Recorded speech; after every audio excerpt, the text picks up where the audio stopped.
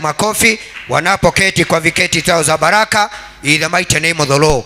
Amen. Sioni kama tumeketi sawa, lakini tutaweza kuendelea katika jina la Bwana. Nataka kuendelea kuongea kuhusu injili ya Yohana, na kwa hivyo nataka tufungue katika kitabu cha Yohana, mlango wake ni wa 2 na ule mstari wa 16. Bwana asifiwe. Tunaendelea na kuangalia, tunaendelea na kumulika injili ya Yohana kama vile imeandikwa. Kwa hivyo tuliona katika Bible in the New Testament kuna vitabu vinne ambavyo tunaita vitabu vya injili, na tukaona kitabu cha kwanza kinaitwa Mathayo, ambacho ni Mathayo mwenyewe ameweza kuandika. Kuna kitabu cha pili kinaitwa Marko, na pia Marko mwenyewe ndiye ameweza kuandika. Tukaona kuna kitabu ya tatu ambayo inaitwa Yohana, na hiyo ingine inaitwa gani? Luka. Bwana asifiwe. Na hao wote walikuwa ni wanafunzi wa Yesu Kristo. Kwa hivyo kitabu hiki cha Yohana ni Yohana mwenyewe ameandika, na tuliona Yohana alikuwa na ndugu yake ambaye alikuwa anaitwa James. Bwana asifiwe. Na tuliweza kuona Yohana akiitwa na Yesu akaweze kumfuata, alikuwa anafua samaki. Kwa hivyo hakuitwa akiwa idle, alitolewa kwa kazi. Bwana asifiwe. Na hiyo inatufundisha ya kwamba hata katika maisha haya ambayo tunaishi, Mungu hatumiaji watu idle. Mungu hatumiaji watu ambao hawana bidii. Bwana asifiwe. Ukiangalia kwa Bible, hata wakati Musa aliitwa, wakati ukisoma katika Exodus chapter 3, Musa alikuwa juu ya mlima ambao unaitwa Horebu, na alikuwa mchungaji, alikuwa anaangalia kondoo za father in law ambaye alikuwa anaitwa Jethro. Bwana asifiwe. Na kwa hivyo Mungu alimuita Musa wakati alikuwa anaangalia kondoo. Ukiangalia mtu kama Daudi, wakati Samueli alitumwa katika boma ya Yese baba yake, aliedewa kule kichakani, alikuwa anafanya kazi ya kulisha mahali pale. Bwana asifiwe. Kwa hivyo ni vizuri ukaweze kuelewa, Mungu hataki uwe idle. Bwana asifiwe. Mungu anataka uwe kuna kitu unafanya, na ndiye anasema yeye anabariki kazi ya mikono yetu. Yeye habariki mikono, huwa anabariki ile kazi ambayo mikono inafanya. Sema amen. Kwa hivyo ninawaombea watu wote ambao wako chini ya hii neema, utafute kitu ambacho utakuwa unafanya. Sema amen. Manake wakati unaomba pesa igie na hakuna kitu ambayo hiyo mikono inafanya, Bwana asifiwe, ni kumaanisha ya kwamba unaambia Mungu afanye ile kitu ambayo haiwezekani. Bwana asifiwe. Maana Mungu analifuata neno lake, na neno lake linasema namna gani? Mimi nitabariki nini? Mikono ama kazi? Nitabariki kazi. Na kwa hivyo wakati uko na biashara unaweza barikiwa katika jina la Bwana. Pigia Bwana makofi in Jesus name. Na kwa hivyo wale watu Mungu aliita akawaweka kwa ministry, akawapatia majukumu, akawapatia assignment, aliwatoa wakifanya kitu. Katika Wafalme wa kwanza mlango wa 19, kama unaandika uandike 1 King chapter 19 na ule mstari wa 19, utaona Elijah wakati alikuwa anapita alimuona Elisha. Bwana asifiwe. Alikuwa analima na dume 12, na yeye mwenyewe alikuwa ameshikilia ile ya 12, na ndio akamrushia ile fanzi ambayo ni manto. Bwana asifiwe. Akaachana na ile kazi ya kufuta murao, akaweza kufuata nabii wa Bwana. Bwana asifiwe. Kwa hivyo Mungu hataki uwe idle. Ambia mwenzako usiwe idle in the name of the Lord. Kuwa idle ni kumaanisha kwamba hauna kitu unafanya. Kwa hivyo tafuta kitu ufanye, ndio sasa ufungue mlango wa Mungu kukubariki katika jina la Bwana. Sema amen. Na kwa hivyo Yohana alitolewa kufua samaki. Kwa hivyo Yesu aliangalia akaona kama anafua samaki huyu, na ile bidii ya kulala kwa maji, kuvumilia hiyo baridi yote, akaona nikimuita Yohana anifanyie kazi. Sema amen. Atakuwa na bidii katika jina la Bwana. Maana fisherman wanaendaga kutega samaki usiku. Bwana asifiwe. Ukisoma Bible, hata wakati ukisoma katika Luka 5, utaona Simeoni wakati walikutwa na Yesu. Yesu alikuja 11 hour, saa 11 asubuhi, akakuta akinapita wanaosha nyavu zao, maana walikuwa wameenda kutega samaki usiku. Bwana asifiwe. Kwa hivyo unaona yule mtu ambaye Yesu aliita ambaye anaitwa Yohana alikuwa mtu wa kuchapa kazi, alikuwa mtu wa bidii katika jina la Bwana. Praise God. Na kwa hivyo hata wale ambao mko hapa, Mungu amekuita, kuna kitu ambayo umeaminiwa, ni vizuri uwe na bidii katika jina la Bwana. Maana Mungu hatumiagi mtu ambaye hana bidii. Hata ukisoma Deuteronomy, kama unaandika uandike 28 and verse 1, Bible inasema utakapoisikia sauti yangu kwa bidii, isikiza, ate utakaposikiza sauti yangu kwa bidii. Kwa hivyo hata kusikiza Mungu kuna hitaji makini. Bwana asifiwe. Ndio utaweza kubarikiwa katika jina la Bwana. Kwa hivyo huyu mtu ambaye tunaona hapa alikuwa mchapa kazi, alikuwa anatega samaki. Sema amen. Na kwa hivyo Yesu akamweka akawa mwanafunzi wake wale 12. Na kwa hivyo tunaendelea na kuangalia yale mambo ambayo aliandika wakati alikuwa anachukua mambo na ministry ya Jesus Christ. Akawaambia wale waliokuwa wakiuza jiwa, waondoeni hapa, mnadhubutuje kufanya nyumba ya baba yangu kuwa mahali pa biashara. Bwana asifiwe. Kwa hivyo unaona, baada ya Yesu kufanya the first miracle, ama ule muujiza wa kwanza, sema amen, alienda sasa kwa hekalu. Baada ya kubadilisha maji ikaweza kuwa divai, sasa ameenda kwa hekalu, ameenda kusafisha, ameenda kuandaa kanisa. Bwana asifiwe. Ninashukuru Bwana, nyakati hizi za mwisho kanisa linaandaliwa katika jina la Bwana. Sema amen. Na wewe ndiwe bibi harusi, na kwa hivyo Roho ako kazi. Bibi harusi anaendelea kuandaliwa, na bibi harusi ni wewe. Maana kanisa ni nini? Ni bibi harusi, na Yesu ndiye bwana harusi. Yesu ndiye, ni nani anaolewa na ni nani anaoa? Yesu ndiye anaoa nani? Anaoa kanisa, na kanisa ni wewe. Sasa Yesu ameingia kanisani, amekuta kuna kazi zinaendelea ambazo alitukuzi jina lake. Watu ni kuuza, wanauza, wameweka pesa, wameweka pesa, wameweka kuku ambazo zimekaagwa, na ni kwa hekalu. Yesu akawafukuza, aliwatadika. Siku hizi pasa akitadika mtu hapa, wacha kutadika niguze mtu na kidole, hii kanisa hata wairudi. Bwana asifiwe. Lakini Yesu aliwatadika, na alikuwa mwana wa Mungu. Bwana asifiwe. Na ni nini kilifanya waweze kuwatadika? Alikuwa na na jirasi na nyumba ya Bwana. Siku hizi ni watu wangapi ambao wako na wifu na kazi ya Bwana? Bwana asifiwe. Watu hawana burden ya kazi ya Bwana, watu hawana wifu. Bwana asifiwe. Ninaomba unisalimie katika jina la Bwana. Yesu ni wifu alikuwa nao, na ninataka uelewe kuna wifu mara mbili. Bwana asifiwe. Kuna hore jirasi na kuna ile jirasi ya shetani. Bwana asifiwe. Kwa hivyo kuna wifu mzuri. Bwana asifiwe. Wivu wa kusikia vibaya wakati unaona kazi ya Mungu haiendelei. Wivu wa kusikia vibaya wakati unaona kanisa la Bwana vile limekaa. Huo wivu ni mzuri. Bwana asifiwe. Lakini kuna ule wivu ambayo ni mbaya, ambao ulikuwa na Kain. Maana wakati aliona ndugu yake amepata favor mbele za Bwana, aliingiwa na pepo, akaenda akamua kwa kiwanja. Ninaomba Mungu akuondolee roho ya wivu katika jina la Bwana. Ninaomba Mungu akuondolee roho ya wivu. Wakati unaona mtu ambaye ni rafiki yako anabarikiwa, hapana sema ameenda kwa devil worshiper, hapana sema ameenda kwa Illuminati. Ni nani alisema? Shetani ndiye mwenye mali. Hebu nisalimieni kanisa. Hata Bible inasema katika Hagai, fedha na dhahabu ni za nani? Ni za Mungu. Katika Zaburi ya 24 and verse 1, wewe andika Psalms 24 verse 1, Bible inasema dunia yote ni yangu, na mali yote ambayo yako ndani yake. Kwa hivyo shetani hana kitu, mali yote ni ya Mungu. Hata yeye mwenyewe ni property ya Mungu. Shetani ni property ya Mungu. Bwana asifiwe. Maana hata alikuwa malaika kule. Ukisoma Ezekieli, alikuwa ni malaika wa sifa. Alikuwa na kanyaga mawe ya moto, akishika gita, malaika wawili wanaenda under anointing. Bwana asifiwe. Maana alikuwa wa sifa. Na ndio unaona ukienda kule kwa kilabu ama kwa watu wa dunia, wanapenda muziki sana. Maana yule wanatumikia anapenda nini?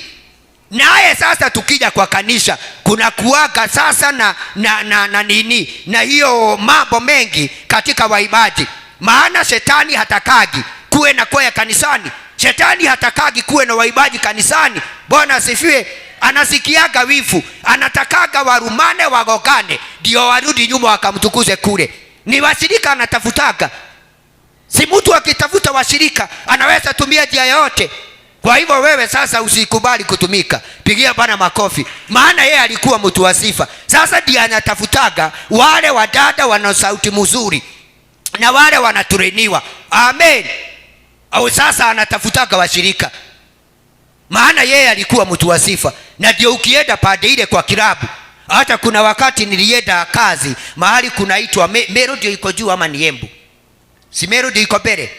Sasa nikaenda huko. Nilikuwa nimeenda kazi na kwa bahati nzuri ama baya nikachelewa, kwa sababu kutoka kule ni 6 hours kuja Nairobi. Nikatafuta mahali nyumba nikaweze kulala. Sasa ilikuwa na kilabu. Sasa mimi naona mataa ile wimbo na kwambia ilikuwa huko. Kama ingekuwa Kegosho ya Mungu hata singelala.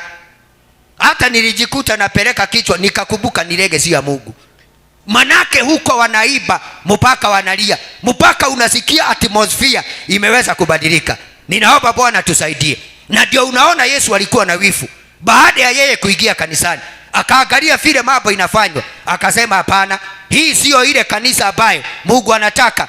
Kanisa ambayo Mungu anatafuta, kanisa ambayo Mungu anakusudia ni kanisa safi. Sema amen. Ni kanisa ambayo hakuna biashara ingine. Na ndio unaona hii horo huwa hatukoboreshi. Ama Amos ulikoboresha, ungetubu leo mbele ya kanisa na mbele ya watu wote. Ndio unaona tulitengeneza horo na wapi? Na hapa hakuna biashara ingine ataifanyike hapa. Hii ni nyumba ya maombi. Bwana asifiwe. Na ndio unakutaga kuna mahali funguo inawekwa. Ukitaka kuchukua ukuja ushinde hapa ukiomba, umeruhusiwa katika jina la Bwana. Praise God. Lakini biashara ingine imepigwa marufuku. Hapana, nunua chips unakuja kukulia hapa. Unauma kamoja na unaita jirani yako ati unamsabasia. We, nimekukanya katika jina la Bwana. Chips yenda ukulie huko nyuma. Chips ukulie wapi? Hii ni nyumba ambayo iko na heshima yake. Bwana Yesu asifiwe. Na kwa hivyo akawaambia wale waliokuwa wakiuza jiwa, waondoeni then to those who sold the doves he said, take these things away. Stop making my father's house a place of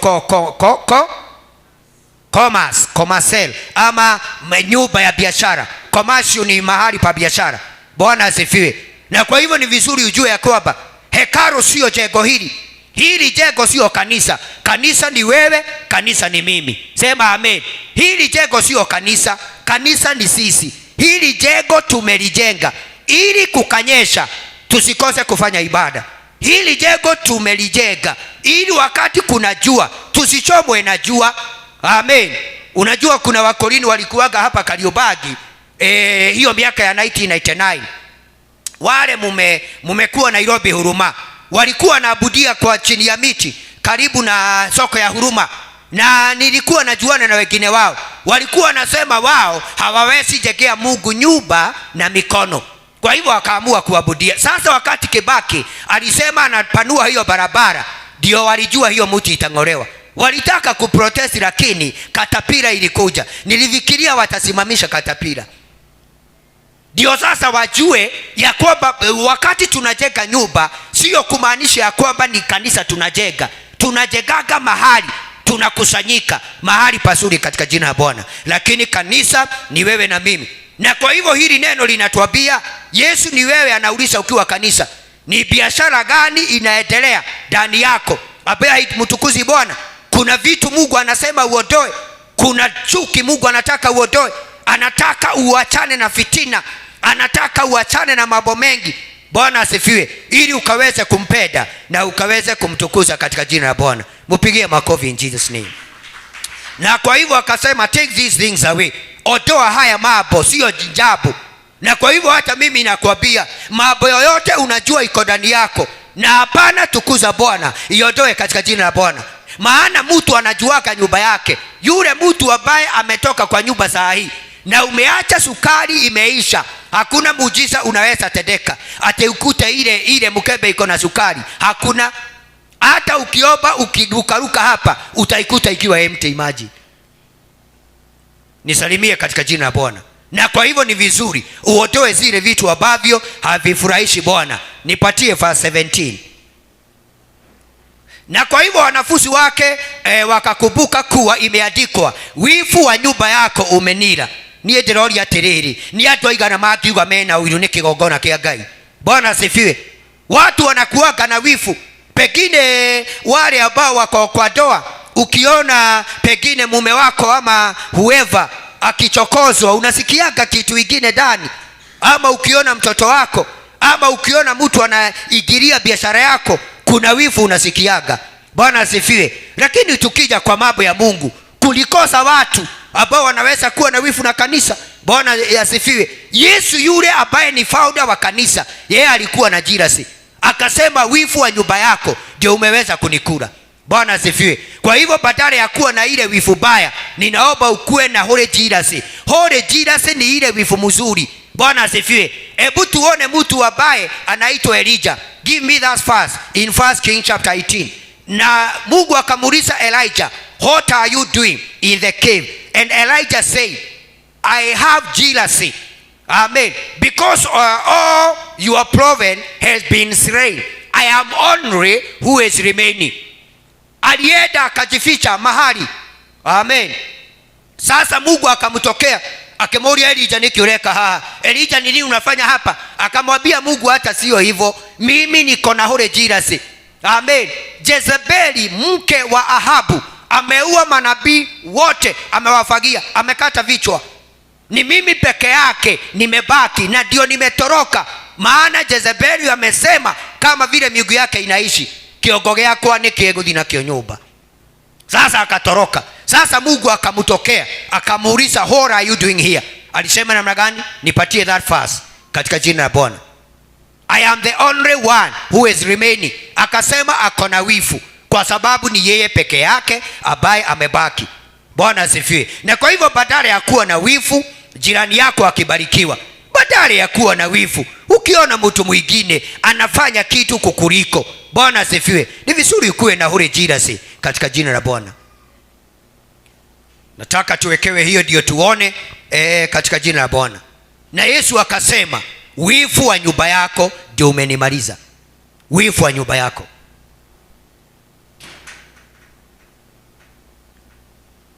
Elia aliposikia akafunika uso wake kwa vazi lake, akatoka na kusimama kwenye mdomo wa pango. Kisha ile sauti ikamwambia, Elia, unafanya nini hapa? What are you doing here? Give me the other verse. Akajibu, nimeona wivu mwingi. Nimeona wivu kidogo. Nimeona nini? Mungu anataka tuone wivu. Bwana asifiwe. Wakati unaona kanisa halikui, unastahili uwe na wivu. Wakati unaona miujiza haitendeki kanisani, unastahili uwe na wivu. Wakati unaona mtumishi wa Bwana, Bwana asifiwe, praise God, havuvui watu na kuponya watu, unastahili uwe na wivu. Na ule wivu ambao Bible imeruhusu tuwe nao, Bwana asifiwe, ni wivu mtakatifu. Nimeona wivu mwingi kwa ajili ya Bwana Mungu mwenye nguvu zote. Waisraeli wamekataa agano lako. Bwana asifiwe. Yani moto akaigwa urutondo atu nimaregire kuruta wira wa Ngai. Ati Mungu, mimi nasikia wivu, ndiraigwa wiru Ngai, tondu Israeli nimaregire gwathikira kirikaniro giaku. Bwana asifiwe. Wanafanya vile wanataka, wamefuja maagano, wanaabudu miungu ya Baali, wanainamia Ashera, wanagusa finyago, hilizi na mazigaubwe, wamekataa agano lako. Kwa hivyo mimi nimesikia wivu kwa Mungu wa Israeli, nimesikia wivu. Na kwa hivyo wamekataa agano lako, wamefuja madhabahu zako na kuwaua manabii. Bwana asifiwe. Ni mara ngapi umefuja madhabahu ya Bwana? Bwana asifiwe. Kufuja madhabahu ya Bwana ni wakati unaongea against ile madhabahu ambayo unatumikia. Atena unataka uje hapa ni kuombe muujiza utendeke. Nataka leo nikuwe categorically nikunene ukweli ambao utakufungua. Bwana asifiwe. Wakati umenena against the man of God, wakati umenena against hii madhabahu, it cannot work for you. Bwana asifiwe. Haiwezi produce Isaac. Hata ukikatalia hapa, madhabahu itakukataa. Bwana asifiwe. Ndio Bible inasema ya kwamba wamekataa agano lako na wamefuja madhabahu yako. Kufuja madhabahu ya Mungu sio kukuja na panga, sio kukuja na jembe hata ukaweze kuikatakata. Ni wakati uko huko unasema hata sielewi. Hauelewi nini? Bwana asifiwe. Kila kitu iko sawa. Pigia Bwana makofi katika jina la Bwana. Madhabahu ya Bwana ni madhabahu, na as far as nabii ako hapo, kila kitu iko sawa. Pigia Bwana makofi in the mighty name of the Lord. Tuliambiwa hapa Sunday ya kwamba ene kanisa ni madhabahu na kuwe na kuhani. Wakati madhabahu iko na kuhani ako, kila kitu iko sawa sawa katika jina la Bwana. Maana tuliambiwa kuhani ndiye mediator ambaye huwa anaunganisha madhabahu hii physical na ile ambayo ni spiritual. Bwana asifiwe. Praise God. Na kwa hivyo sasa Elia ndiye alikuwa anafanya. Amen. Kwa hivyo akasema wamefuja madhabahu yako, na hapo nirudie. Bwana asifiwe. Ni vizuri unachunga hiyo mdomo yako, isifanye Mungu akutadike, isifanye mbingu yako Mungu aifuge. Bwana asifiwe. The anointing that you don't respect cannot work for you. Ile mafuta ambayo hauheshimu haiwezi kufanyia kazi. Ile madhabahu ambayo huogopi, ile madhabahu ambayo huienzi ama huiheshimu haiwezi kukufanyia kazi. Na wengine hapa kuna mambo ingekuwa imetendeka, lakini hata kama pasa hajui, wewe kuna vile unaogeaga. Bwana asifiwe. Ninaomba Bwana akusaidie na ukaweza kutubu katika jina la Bwana. Praise God. Nisalimie katika jina la Yesu. Na kwa hivyo manabii wako kwa upanga ni mimi peke yangu nimebaki, na wanatafuta roho yangu waitoe. Amen. Hata sio mwili wanatafuta roho yake. Kumbuka katika chapter 17, ukisoma chapter is it 17, this wife of King Ahab alisema as my God lives, kama vile miungu yangu inaishi. Amen. Elijah de kulare moyo no ginya demo tinie mtu wake.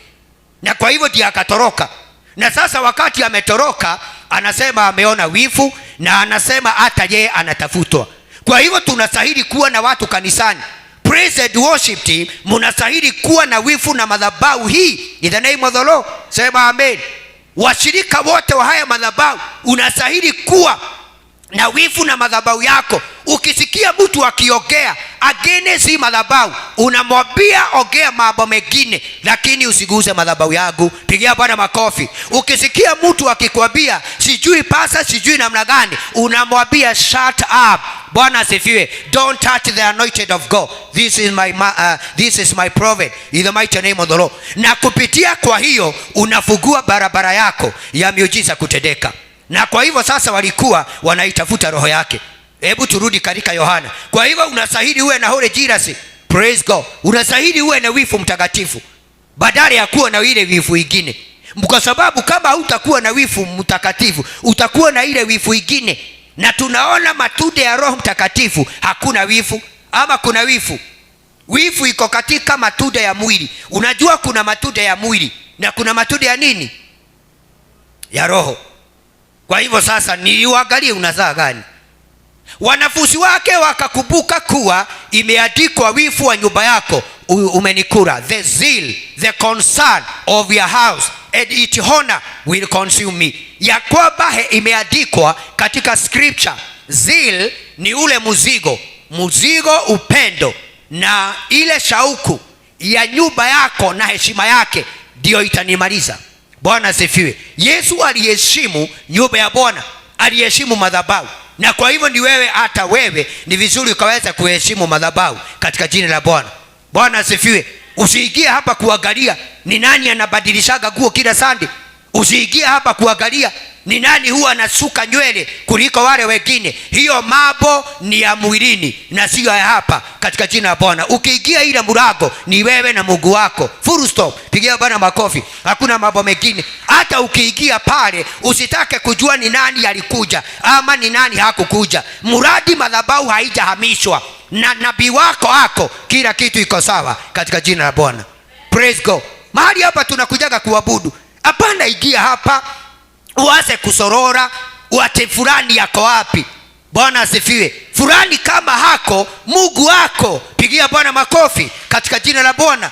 Praise God. Kwa hivyo sasa Bible inasema ya kwamba wifu wa nyumba yako ndio utanikula, na kuongea ukweli, wifu wa nyumba ya Mungu ndio uliweza kumua Yesu. Na ndio uliona hata wakati Pilato aliuliza, mnataka nifugue nani? Maana kila mwaka mfalme Pilato lazima agiachilie one person. Bwana asifiwe. Kwa hivyo kulikuwa na Yesu, na alikuwa na mkora mmoja hapa, na kulikuwa na mwizi mwingine hapa. Amen. Sasa watu wakauliza Yesu, wa Pilato akauliza, mnataka nifugue nani? Bible inasema alikuwa anafikiria atasema nani? Yesu, maana amewatengenezea mikate, amefufua watu. Lakini walisema afuguliwe nani? Barnaba ambaye alikuwa ameua. Walisema tunataka mwizi aendelee kutunyoga. May God help us in Jesus name. Ni vizuri kuwa na burden na nyumba ya Bwana hata ukiwa huko nje. Bwana asifiwe. It is good. Amen. Unakaa. Amen. Unachukua funguo, unakuja unafuga hapa. Amen. Unajifugia hapa, unaomba. Bwana asifiwe. Praise God. Leo kuna mtu amenipigia simu saa nilikuwa nimelala mahali kwa bedroom yangu nikiomba. Mtu akaniuliza, pasa are you okay? Nikamwambia I'm okay. Niligusa simu kimakosa. Amen. Hebu nisalimie katika jina la Bwana. Ni vizuri kuwa na wivu na zii katika jina la Yesu. Amen. Upende madhabahu yako. Sema amen. Upende pasa wako. Hauwezi kuwa na manabii wawili. Mungu anakupatiaga nabii moja. Israeli walikuwa na wangapi? Hamtaongea. Israeli walikuwa na manabii wangapi? Mmoja peke yake, walitumiwa Musa. Harun alikuwa msaidizi wake. Amen. Na ndiye aliwaongoza. Na hawakusema wachejiwe. Musa ndiye amewaongoza kutoka kwa Farao mpaka wakaona Kanaani ndio ile. Although hakuingia, naomba nitaingia katika jina la Bwana. Noge mukinyero ine kweli getigo. Siwezi kubali. By fire by thunder nitaingia. Nitaruka kabisa. Aliona ndio ile. Maana alikasirika. Na ni nani alimkasirisha? Kwa hivyo ni vizuri washirika muangalie, msikasirishe nabii wa Bwana katika jina la Bwana. Akigogesa maadhani chini, sijui hiyo damu itakuwa juu ya nani. Maana Musa ni kukasirishwa. Si ameenda mlimani kuchukua Ten Commandments. Akishuka akaona hapa kuna damu ametengenezwa. Na wamama wanazunguka wakiiba, tutaiba nyimbo za Zayuni tukizunguka. Wakasema hii ndio ile Mungu alitutoa kule. Maana walisema wanataka kuwa na Mungu ambao wanaona, ambaye wanaguza. Bwana asifiwe. Na kuna shida katika generation ya siku hizi. Wanataka mambo ya kuona na mambo ambao wanaguza. The Bible says we don't walk by sight, we walk by faith. May you walk by faith in the name of Jesus. Tembea kwa imani katika jina la Bwana. Don't walk by your feeling. Usitembee na vile unasikia. Mkristo anatembea by faith in the name of Jesus. Naomba usimame kwa imani. Utembee by faith in Jesus name. Kwa hivyo wanafunzi wakakumbuka, imeandikwa, wivu wa nyumba yako utanila. Fazi ingine. Na kwa hivyo ndipo Wayahudi wakamuuliza, unaweza kuonyesha ishara gani ili kudhibitisha mamlaka ulio nayo ya kufanya mambo hayo? Unaona watu wa mwilini. Yesu ako na wanafunzi wake na wako katika mambo ya mwili. Wanataka sign, wanataka ishara. Bwana asifiwe. Na hivyo ndivyo kunafanyika kwa Wakristo wengi. Mnasukuma pasta hata wakati mnakuja hapa niwaone. Ate pasta niambie ni nani anafanya na kitu fulani. Bwana asifiwe. Ninaomba Mungu atusaidie. Hawa anaitisha sign. Then the Jews retorted, what sign attesting miracle can you show us as a proof of your authority for doing this thing? Wanataka Yesu atende muujiza. Bwana asifiwe. Ninaomba tusiwe watu wa mwilini katika jina la Bwana. Hebu nipatie Mark chapter 16 and verse 17. Marko 16 na mstari wa 17. Miujiza ni ya watu ambao hawajaokoka. Bwana asifiwe. Inatendwa na Mungu miujiza. Ndio wale ambao ni sinners wakaweze kuokoka. Miujiza sasa inatufuata. Lakini sisi badala ya kufuatwa na miujiza, tunakibisana na nini? Kwani sasa ilienda namna gani? What happened? Wapendwa, ilifanyika namna gani? Tulitoka kwa njia lini? Yeyote aaminie na kubatizwa ataokoka, lakini yeyote asiamini atahukumiwa. Kwa hivyo wale hamujabatizwa, usiondoke hapo. Nilikuwa nataka 17. Yule ambaye hajabatizwa, soma hii fa. Yeyote, turudi nyuma. Yeyote aaminie na kubatizwa. Kwa hivyo ukiamini na moyo wako Yesu ni Bwana na ukiri na kinywa chako, the next stage ni kubatizwa na maji mengi. Bwana asifiwe. Na wakati mwingine ni vizuri hata kama ulibatizwa mahali ulikuwa unasoma na umeamua kabisa kuwa wa hapa, ukisikia pasta anabatiza watu, jitokelezea akaweza kukubatiza. Pigia Bwana makofi ili uigiane na neema yake katika jina la Yesu. Haleluya. Pigia Bwana makofi. Wewe uko hapa ulibatizwa na umeamua kuwa hapa, hata yule alikubatiza hata huko unamjua. Kuna jambo huwa linatendeka wakati wa baptism, na ndio unaona wakati Jesus alibatizwa na nani? Na Yohana. Bigu silifanya nini? There are things ambazo huwa zinatendeka wakati unabatizwa. Praise God. Kwa hivyo yeyote aaminie na kubatizwa ataokoka. Kwa hivyo wale ambao you are baptized in other churches, I encourage you ni wabatize. Kama umeamua wewe kuwa hapa, Bwana asifiwe, batizwa uigize kwa neema hii ya madhabahu, neema ya CFF katika jina la Yesu. Lakini sijaweka ni lazima. Bwana asifiwe. Lakini it is recommended. Can you give me this verse in the Bible? He asked them, mlibatizwa na ubatizo gani? Wakasema tulibatizwa na ubatizo wa Yohana. Amen. And then akawabatiza. Bwana asifiwe. Sijui kama wataipata, lakini tutaweza kuendelea. Kwa hivyo ni vizuri ukaweze kuelewa, wale waliitisha miracle, walikuwa nataka Yesu atende muujiza. Lakini tunaona ya kwamba miracle na signs, miracle and wonders zinastahili sifuate. Umeipata? Wale ambao wameokoka. Amen. Wewe haustahili kufuata miracle. Wewe unastahili kuwa mbele. Miujiza ifanya nini? Ndio Bible inasema katika Psalms 23 and verse 5 and 6, surely goodness and mercy shall follow me all the days of my life. Surely, no doubt. Bwana sifiwe. Goodness and mercy shall follow me. Kwa hivyo wakati umeokoka, amen, mlango wa goodness unafunguka. Unakuta Mungu anatenda mambo na mengine haukuomba. Unakuta kuna milango ambao Mungu amefungua ambao haukuwa unafikiria itafunguka. May that be your portion in the name of Jesus Christ. Praise God. Kama hujaipata, turudi kwa Mark chapter 16 and verse 17. Wakawapa muujiza. Yeyote aaminie na kubatizwa ataokoka, lakini yeyote asiyeamini atahukumiwa. Sasa si unaona, wakati mtu amekataa kuokoka, nitawapatia fasi mingi leo kama vile Roho ananiongoza, amehukumiwa. Romans chapter 8 verse 1. Mimi nasoma Bible yangu. Now there is no condemnation to those people who are in Christ Jesus. Sasa hakuna kuhukumiwa kwa wale wote ambao wako katika Yesu Kristo. When you are saved, say amen. No condemnation. Hakuna hukumu. Hata wakati unasikia ati tutaenda mbele za Bwana, sisi hatutaenda kuhukumiwa. Tumepita hiyo. Pigia Bwana makofi katika jina la Bwana. Na ndio huwa unapiga magoti wakati unaobewa ukiokoka. Maana Bible inasema every knee shall bow and every tongue shall confess that Jesus is the Son of God. Na wewe kama unapigaga magoti hapa duniani, kule sasa hamtasubuana na Mungu. Bwana asifiwe. Lakini huyo kazini yako amekataa, anasemaga hata yeye haamini, hiyo magoti atapiga. Na sio kuomba, ataomba, itakuwa ni mandatory.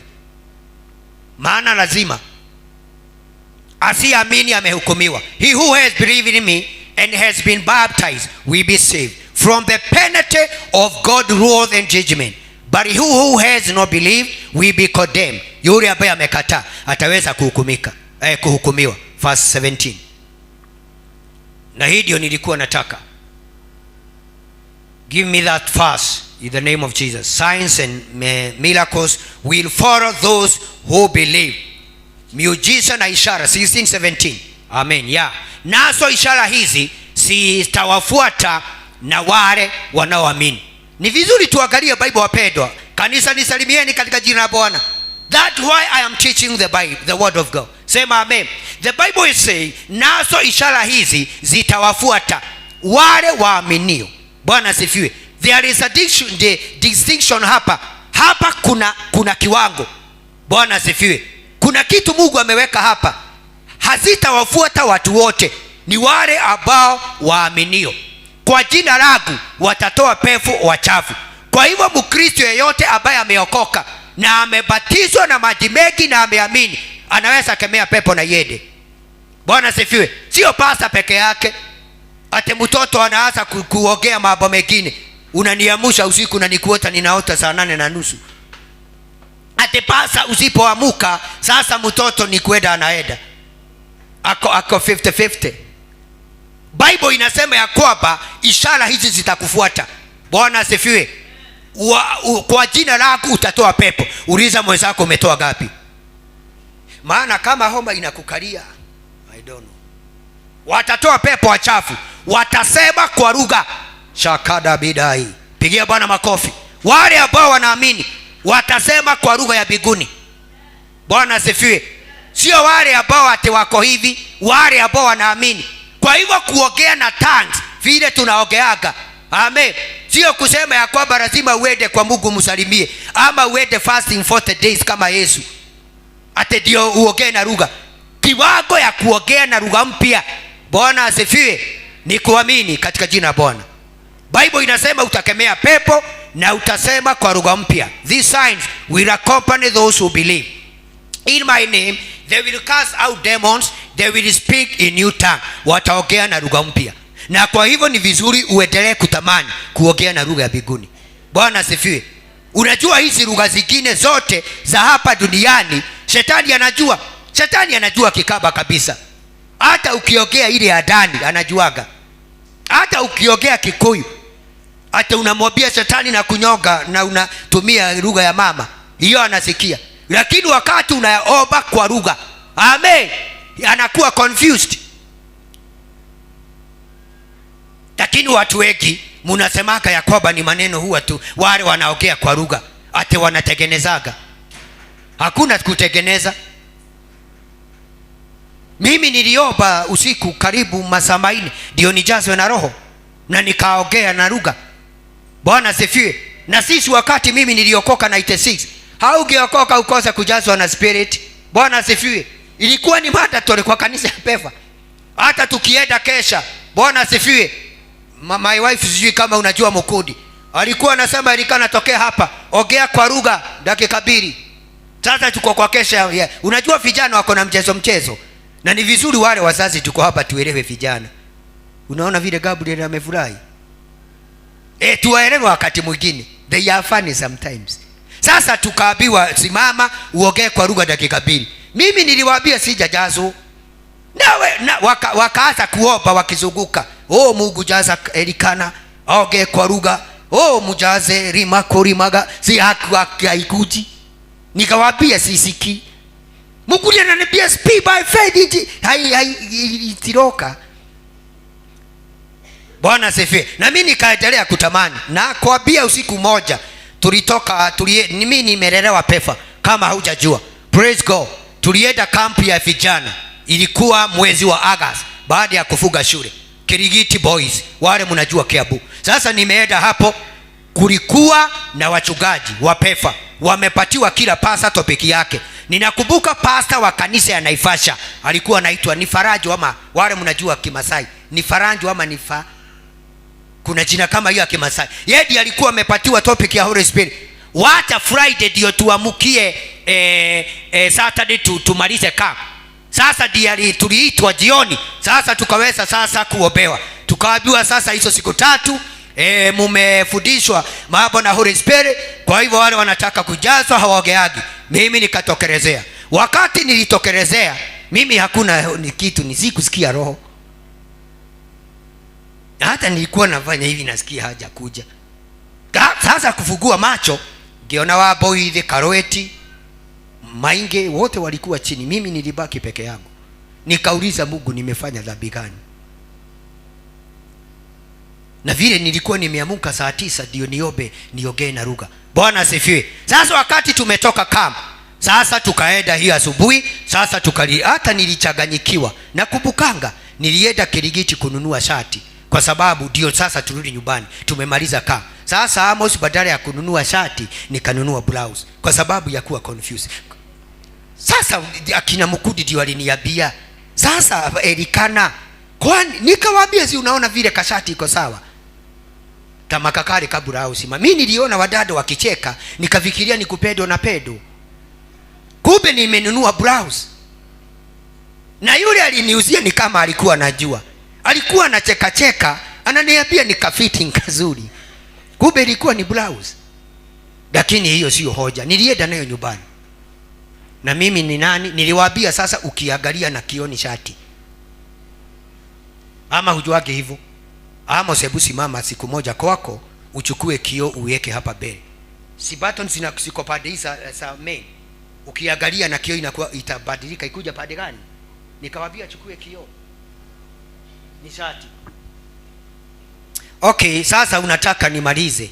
Sasa nikaamuka tukaenda nyumbani. Hiyo jioni ya Saturday niliamuka saa 8, nikaenda kwa Mereo, kulikuwa na mahidi ikikauka. Nikaambia Mungu, sasa nimejileta, nimekuja perpendicularly mimi mwenyewe nije tagweli. Na nikaenda sasa nikamuomba Bwana, nikamwambia, ni wewe huwa unajaza watu, na ni wewe huwa unafanya waongee na lugha Bwana, na nimetamani, ninaomba ushuke.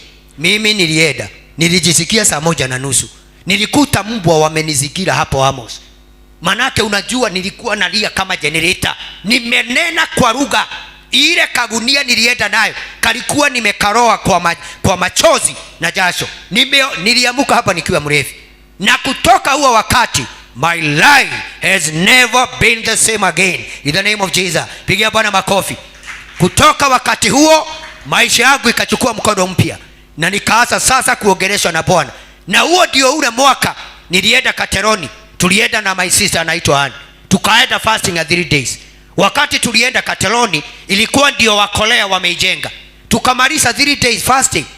Mimi wakati tumemaliza akaniambia twende nyumbani. Nikamwambia nasikia nikiimizika ndani yangu, niongeze siku zingine ngapi? 4, sikuwe 7. Yeye akarudi, mimi nikabaki. Ndio sasa nikiwa siku ya 6 ama ya 5 nikatokewa na Mungu usiku. Bwana asifiwe.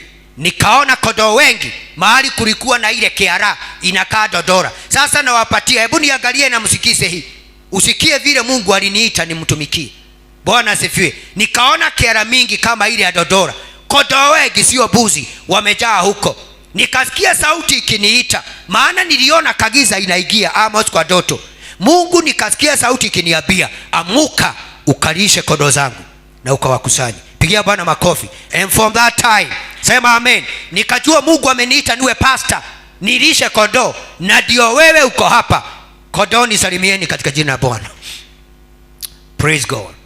Ninaomba utamani kujazwa na Spirit, na Holy Spirit in Jesus name. Sema amen. Nikutamani. So sitawafuata, na Bible inasema jambo lingine gani? Watatoa pepo wachafu, watasema kwa lugha mpya. Ni nini kingine itafuata wale ambao wanaamini? Watashika nyoka kwa mikono yao. Ni ule wanyita nyoka.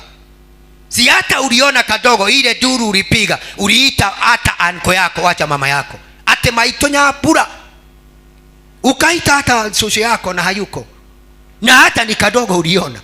Ninaomba Bwana tusaidie katika jina la Bwana. Bible inasema kama unaamini, amen, utashika nini? Ni nani ameshawaishika nyoka hapa? Inua mkono tukuappreciate. Okay, ni nani ameshawaiona? Umeshaikutana nyoka kwa barabara ama kwa shamba? Mkono juu. Ama shidulu wamiona. Mimi nilikuwa na katakata nini majani ya ng'ombe, nakwambia ni ile duru nilipiga, nilizikia nikiwa kwa wenyewe. Nilienda nikaruka segege, nikakatalia juu, nilikuja kutolewa juu nikiwa nimeniginia, running to save my life. Ninaulizwa ni nini, hata ni kama nilikuwa siogei. Lakini Bible inasema tutafanya nini? watashika, sio kukanyaga. Nipatie Matendo ya Mitume chapter ile ya mwisho, tuone ni nani alishika nyoka, ndio uone neno la Mungu ni la kweli. Bwana asifiwe. Na ni vizuri uelewe nyoka inasimamia uchawi. Hebu niangalieni, ukiota na any reptile murienda kwa shule. Reptile ni tortoise, ni gizzard ama lizard. Ni nini ingine hiyo? Crocodile. Na nini ingine? Snake. Chameleon siko. Niambieni tafadhali. Na nini nyingine? Snail. Snail haiko tafadhali. Bwana, ukiota na hizo vitu zote ujue ni uchawi. Bwana asifiwe. Na ndio unaona sasa wakati unaota na hizo vitu, huwa ukiamuka umestuka. Ninaomba Bwana tusaidie. Na kwa hivyo tunaona Paulo alikuwa amekusanya mzigo wa kuni, na alipokuwa ameweka kwenye moto kwa ajili ya joto, nyoka mwenye sumu akatoka huko na kujisokotea mkononi mwake. Kwa hivyo kile kinamalizaga uchawi ni wewe uwe on fire in the name of Jesus. Sema amen. Ukue na nguvu za Mungu. Bwana asifiwe. Kuna vitu hazita kukaribia. Huriaga ikaruhi. Yule nyoka kama moto haukuakishwa hagetoka, lakini hageisaimili moto. Bwana asifiwe. Na kwa hivyo wakati alichomoka pale, wameakisha moto. Bible inasema Paulo alipokuwa amekusanya mzigo wa kuni na alipokuwa ameweka kwenye moto kwa ajili ya joto, nyoka mwenye sumu akatoka humo na kujisokotea mkononi mwake. Kwa hivyo nyoka alitoka akakatana mkono ya nani? Alikatana mkono. Alafu nini kilitendeka? Wale wenyeji wa kile kisiwa walipomwona yule nyoka akiniginia mkononi mwake Paulo, wakaabiana huyu mtu lazima awe ni muuaji. Gutire mundu ungenyitwo ni nyoka atoraganite. Bwana asifiwe. Walisema huyu ni yule madara, one kuraganite. Huyu mtu ni muuaji. Ikawaje ameokoka kutoka baharini, haki haimwachi aishi. Bwana asifiwe. Na kwa hivyo sasa wakagojea akaweza kumalizika. Bwana asifiwe. Ni nani hapa aliota umeumwa na nyoka? Unastahili ukibie kwa pastor akuombe. Nisalimie katika jina la Bwana. Kile unaotanga katika doto, wakati hauta cancel hiyo jambo itakudhuru. Umeota umeumwa na nyoka, kama hauta cancel, Bwana Yesu asifiwe, itakuwa manifest katika physical. Kwa hivyo wakati unaota doto baya, unaulizwa, je, ungekubali Amos umwe na nyoka? Sasa wakati unanyamaza ni kukubali, ni kusema umekubali. Leo nimeota usiku, nilikuwa na kusanya matunda. Nilikuwa kwa shamba. Wacha nikwambie ile ndoto nimeota leo. Na ile jambo imenishagasha. Hata si kufika kwa shamba, mahali nilikuwa, hata ile rugiri, ile fence ambayo tumepanda vitu, zile matunda nilikuwa nataka, nilikuwa tu nazikuta. Nikasikia kitu ikiniambia hata hakuna haja ufike kwa shamba, kila mtu umezaa nini. Nikakusanya matunda mengi, nikajua hizi ni baraka ziko mbele yangu. Wewe hukumbuki yule mtu ambaye aliota ndoto akaona sasa kikapu na matunda juu, aliambiwa na Joseph namna gani? Wewe utarudishwa kazi katika jina la Bwana. Na kwa hivyo Bible inasema wale wenyeji wa kile kisiwa, hebu nipatie fasi nyingine, wakasema ya kwamba mtu huyu ni lakini Paulo akamkugutia yule nyoka ndani ya moto. Na hapa I think ndio wa Nigeria wanasemaga Amos back to the. Unajua hakuna fasi kama hiyo. Ati back to the. Hakuna fasi inasema ati unaomba maombi kama hiyo. Bible inasema kile utafuga hapa kitafanya nini? Na kile utafugu. Lakini haisemi back to the sender.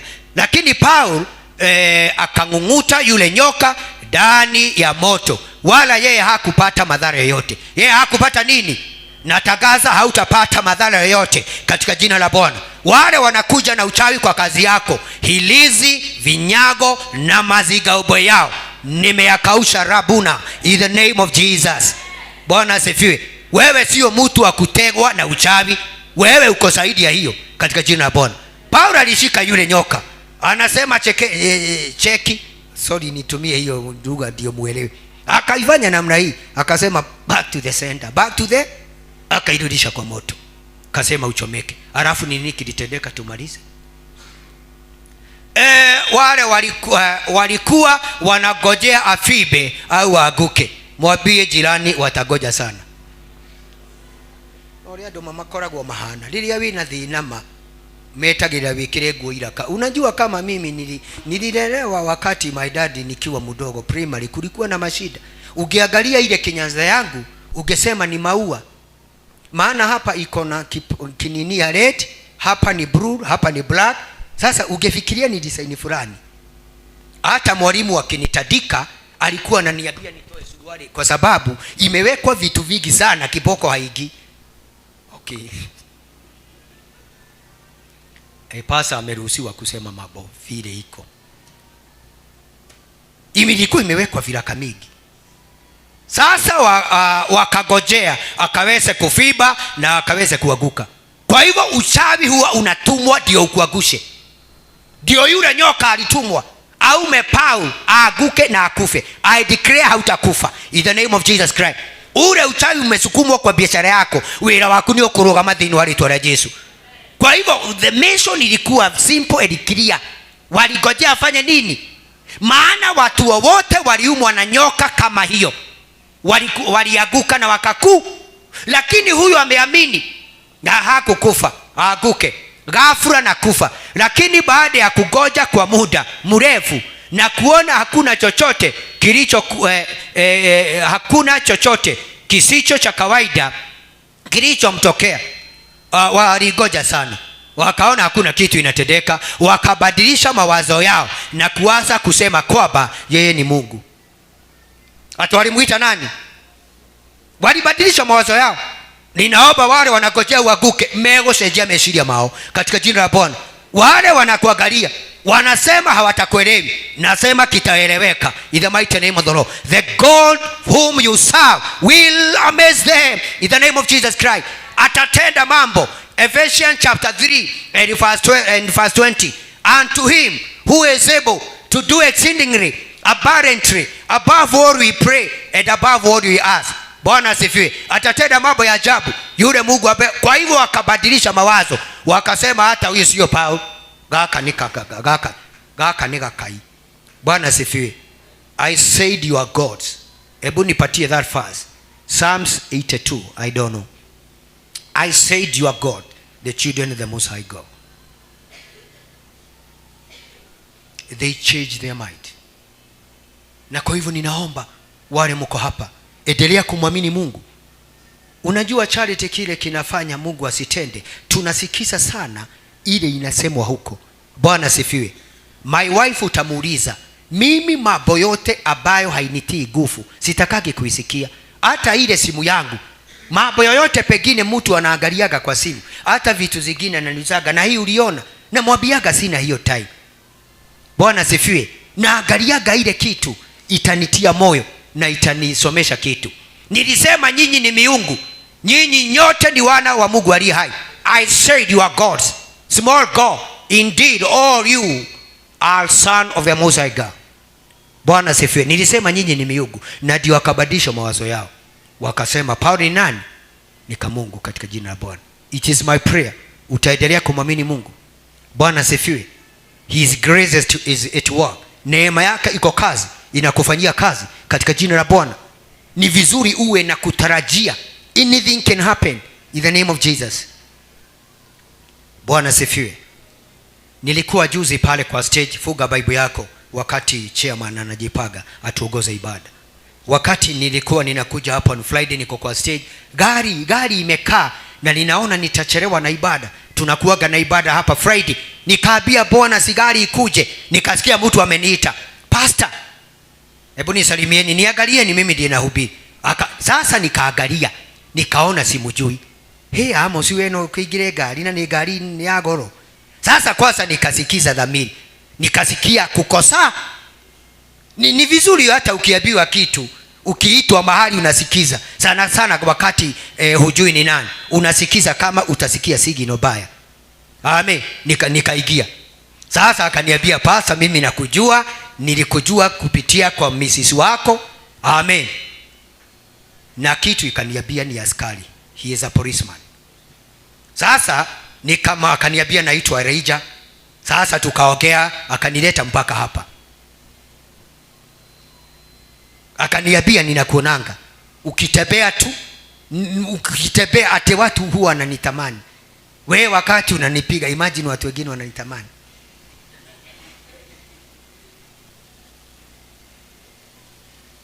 Sasa utachukia Pastor Innocent? How you cannot dare to hit me? How? Uriaga ikaruhi. Sasa akanileta mpaka hapa, akaniambia sasa tukajuana. Kaniambia naitwa Reverend akona kanisa, na tukajuana mpaka Huruma. Bwana sifiwe sana. Nilikuwa nataka kusema hivi, nilikuwa pale nikamwambia Mungu nipatie minzi ya kwenda, ninagojewa kazi. Bwana sifiwe. Bwana sifiwe. Na kwa hivyo wakati ninaomba kuangalia nyuma, nasikia pastor. Kwanza nikasikia niingie. Bwana sifiwe. Na nikaletwa mpaka hapa nifanye kazi ya Bwana. Praise God. Kwa hivyo nilikuwa nasema unangojea Mungu. Mungu anaweza tumia njia yote. Alitumia igogo likatwara nyama na inafika. Bwana sifiwe. Sasa wewe unangojea Mungu na njia moja. Ni nani alikwambia lazima sasa anko yako ambaye anafanya kazi kwa Kenya Power? Adiako, unajua baba yangu, hebu niangalie na nimemaliza sasa. Tuliambiwa na Kibisho pasa anamalizaga mara kama 15. My dad aliniambia nataka kunisomesha nijue kuongea Kizungu. Wale mnajua my dad, si mliona ni anaongea Kizungu Amos? Alikuwa anafanya kazi na kampuni inaitwa Koplo. Alikuwa anadiru na watalii, tourist, anawauzia manguo. Sasa walikuwa wameongea na huo Muhindi. Wakati atalitaya alipeleke kijana ya. Sasa yule kijana aliangalia ni mimi na akega agithogothania. Gai agithogotha. Bana alikuwa anataka niwe pastor. Bwana sifiwe. Sasa yeye alikuwa amepaga hivyo, lakini Mungu alikuwa amepaga mambo mengine. Dawa ya mfago wa gayo kinya nile iguru ya kuthini walito la Yesu. Wewe hautaibika. Wewe hautaibika katika jina la Bwana. Kuna mambo mazuri nakuja. Good things are on the way in the name of Jesus Christ. Tushangilie Bwana kwa makofi. Simama na miguu yako in the mighty name of the Lord. Wakati na waita waibaji Sheila Baganda, inua mikono yako mwambie Bwana na kushukuru. Greater things are on the way.